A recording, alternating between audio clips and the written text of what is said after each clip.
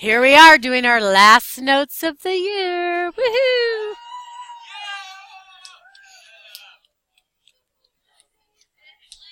All right, so really important thing when you are doing congruent triangles is that once you've decided triangles are congruent, you're going to use the phrase a lot. Corresponding parts of congruent triangles are also congruent.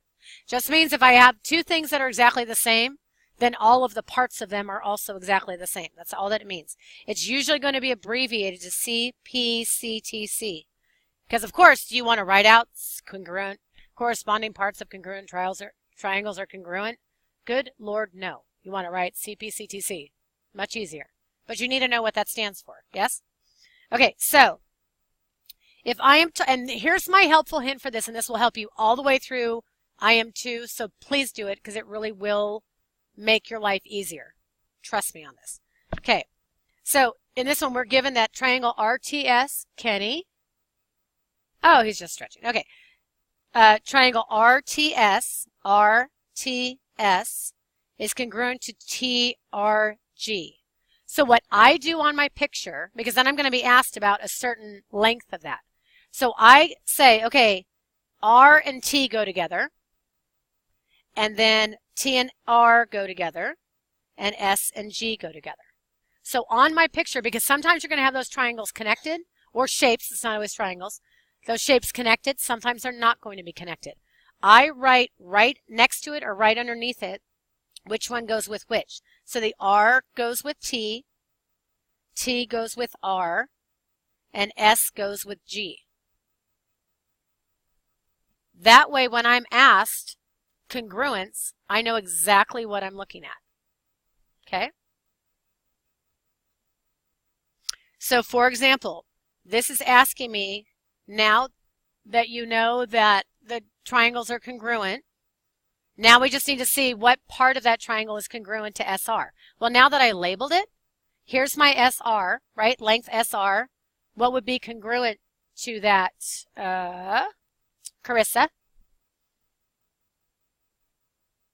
What are the two letters that I wrote in? GT. So SR is congruent to GT. Do you see how easy that will make your life when you're doing these? Especially when your shapes get turned around and they're not facing the right way and they're upside down and they're transformed and translated. If you put those letters in, it will make it all very simple. Okay? So the order matters. The first letter goes with the first letter, second goes with the second, third goes with the third. Write them down on the shape. You're good to go. Okay? All right. So let's go down to do a proof. Little baby proofs. Okay, given xj equals hi, and I always mark them. They're telling me that 8xj is congruent to hi. So I'm going to go in and put my little tick marks right off the top. Easy. Okay? They're also telling me that xj is parallel to hi. So these are parallel lines also. Okay? If I were to extend those lines out like that, does that look something like something we've done recently in this class? Yes, like parallel lines with transversals, which we know all kinds of things about, right? Okay, so we need to prove that xh is congruent to ji. So we're just trying to prove the other two sides of the... And so let's, Sam, this is all yours. You're welcome. Okay, there you go. I won't ask you a number between two other numbers. Don't worry. So we're safe that way. Okay. So what do I know? How do I know this? That xj is parallel to IH and xj is congruent to HI. How do I know that? That's exactly right. And so what do we call that? Given. Good. So number one is given. It is not really hard. I would agree with you. Okay. If you, and then what are we trying to prove? Right. I'm going to, now even though they say it's going to take us 4 steps to get there, it may or may not. Because we have a lot of information that we know. So it may or may not take us that many steps. So I'm going to leave that out for now. Just know that that's what you're trying to prove. You're trying to prove that this this leg is congruent to that leg. Okay? So tell me something else you know about that triangle or something else that we can label. Think of your parallel lines and your transversals.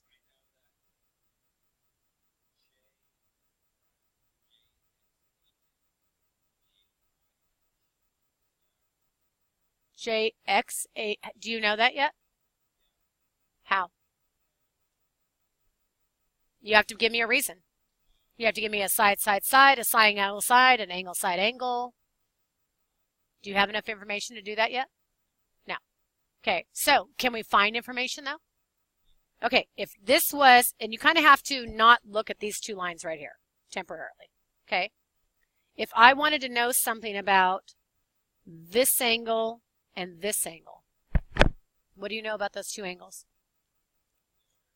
How do you know that they're equal? Think about your parallel lines and your transversals. No, not that. No. Think about all your reasons that you had with parallel lines. So we had corresponding, right? Think about these reasons that we've used before. You had corresponding, you had AIA, you had AEA, you had vertical. Those were all of our equal reasons that we could use for parallel lines, right? Now, look at those two angles and tell me, are they corresponding angles? No. Are they alternate interior angles? Yes, they are alternate interior, right? So, now when you label those, this is what you need to be careful of. Because you're going to list it, you're not just going to say angle H, because that's not angle H. This whole thing is angle H. So you need to tell me what it's sandwiched in between. So that would be, start here and tell me the three letters. So angle JHX is congruent to angle what? Start at the one we don't know. Good. HJI. And why do you know that?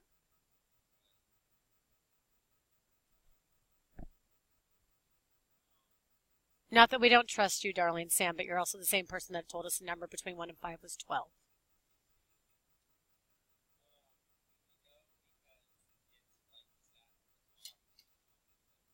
What are these two angles called?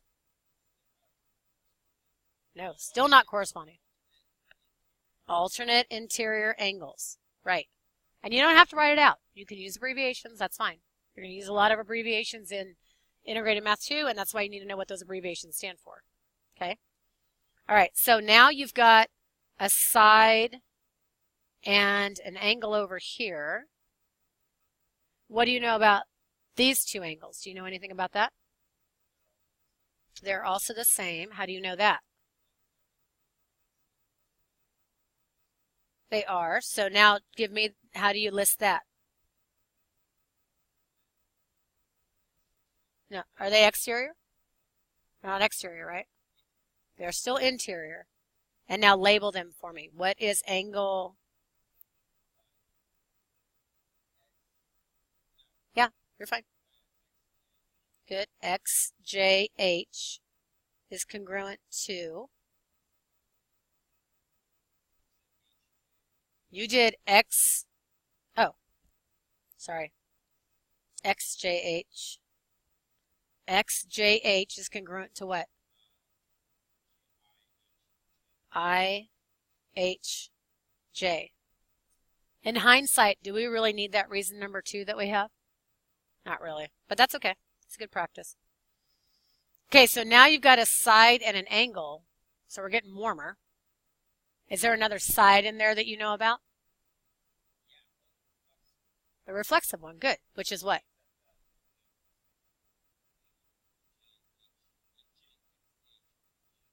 Okay, wait. You know this one's itself, right? And you actually have to state JH is congruent to JH. Okay? Is congruent, actually you're going to say HJ because it's the other direction. And that is reflexive property. Reflexive property. Okay? So actually, because of the way we did it, we either need to erase that second reason and move everything else up, or we're just going to add a number 6 at the bottom. But that's what I'm going to do. Okay? We should have found the angle that would have sandwiched in between first. It's okay. No harm, no foul. Okay, so now do you have side, side, side, angle, side, angle, side, angle, side? What do you have going on?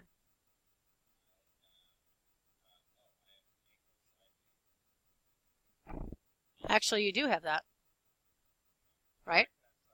You could also have side, angle, side. You got both, right? So pick one. I don't care which one. Side, angle, side. So actually, had we realized it, you could have used both angles for that, right? So you could have angle, side, angle. So it didn't go to waste. Yes, Angelica. Property. I just wrote prop. Okay. All right, so now you want to use the side, angle, side? Okay, so we know it's side, angle, side. And give me the label of the triangle. So now we're going to say triangle what? J, so you have to make sure you go in the right order. JHX is congruent to, so J starts where the one, JHX. So I'm going to go to one loop, two loops, and the side, right? So JHX, sorry, JHX is congruent to what? HJI, good. HJI. Oh, I don't need a line over that, sorry. HJI. And what are we trying to prove?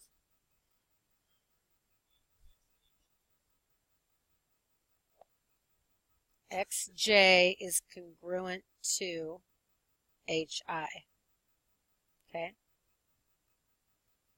And are they congruent? They are congruent because why?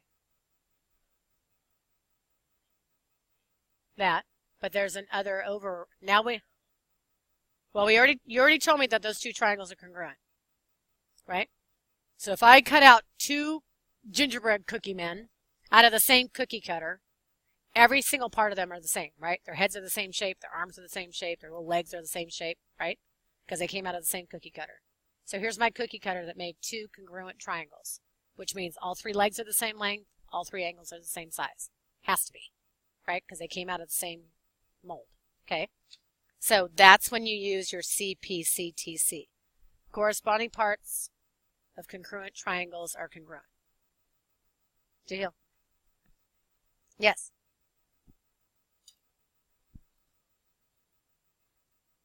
Okay.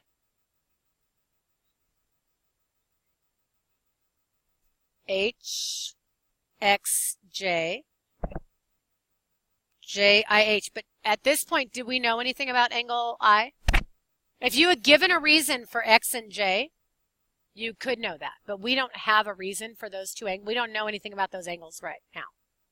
If you had found a reason for those angles, we definitely could have used those.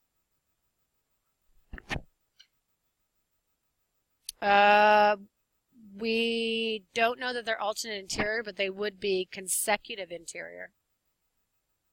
Right? These could be consecutive interior. And then we would know these two were also equal to each other. Yeah. We would just have to do like 2 or 3 more steps to get there. So you definitely could use that, but it would take you a couple more steps. Melanie.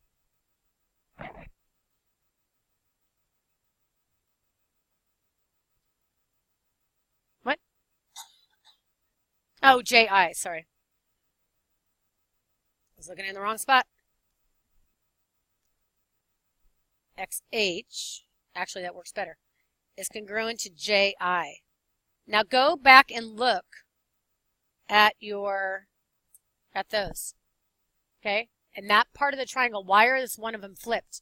Why do I have XJ here, or sorry, XH here and HX here? Because those triangles have been rotated, right? They're turned around and rotated. So one of those pairs is just going to flip. If they were sitting right next to each other, they would actually be exactly the same order. Sometimes in geometry, this always helps me a lot. Sometimes I'll take these triangles apart and draw them next to each other. So they're facing the same direction, they're doing the same thing. to me it's less confusing. It's just me.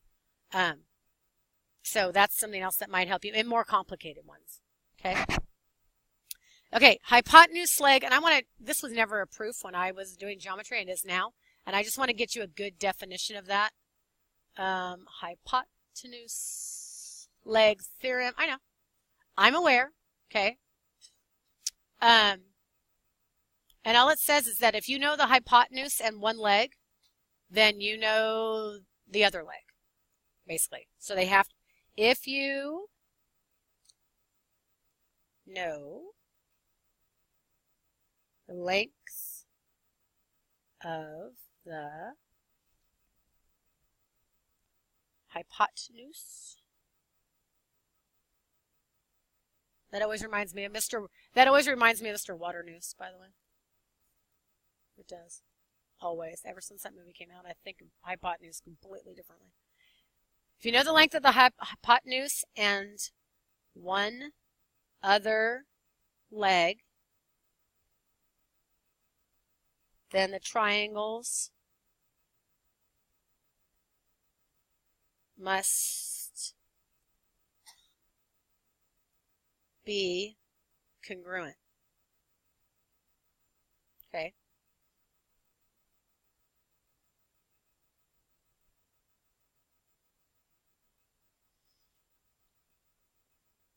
So I'm going to draw you a quick example of why you know that.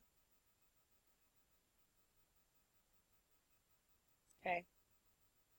So say this is a 3, 4, 5 triangle. Okay. And I know 3, 4, 5 triangles exist, and I know Pythagorean theorem, they work, and I know that. Okay. If I only drew this part, just the hypotenuse and a leg, if I only drew this part right here, and I know that this is 4 and this is 5, how long does that bottom piece have to be to connect those two legs? Huh? From here to here. It has to be shorter than either one of those, and it has to be 3.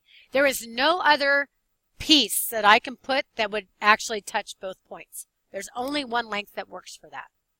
And it doesn't matter if it's a right angle triangle or not. If you have two lengths, there's only one other magical length that is going to match up all angles, all sides. Okay?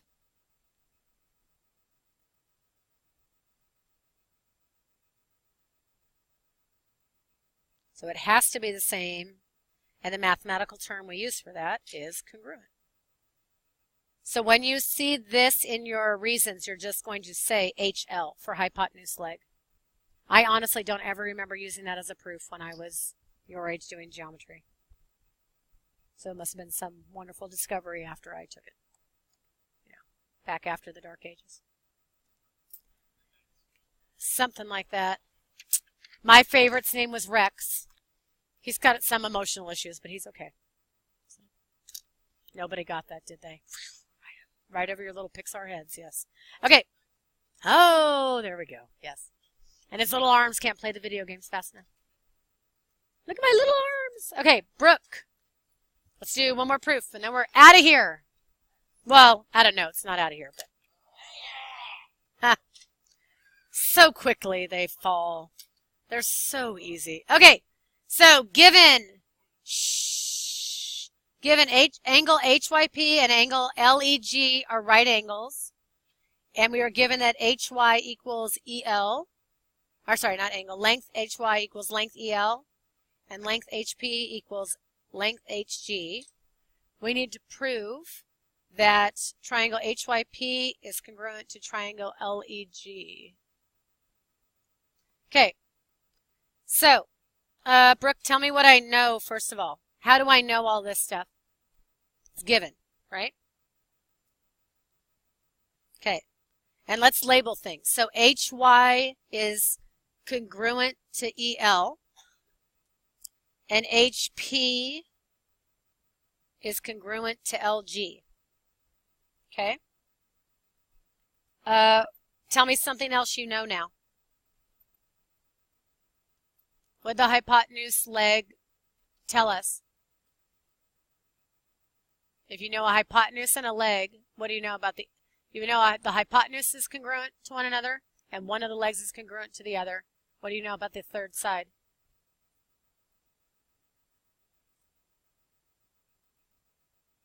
Brooke, what do you know about the third side? It's not a test. We just wrote it down. Right? The third side must be congruent. Okay? So our third side is PY and GE. Okay? And we just say that's by hypotenuse leg theorem. Easy. So now tell me about that whole triangle. Do you have side, angle, side, side, side, side, angle, side, angle? What do you have going on now? Now you have side, side, side. So name my triangles for me.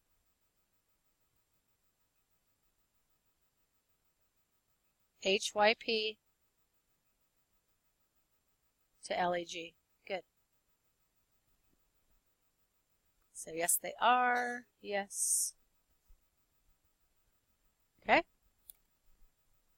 Nicely done, children. Say goodbye.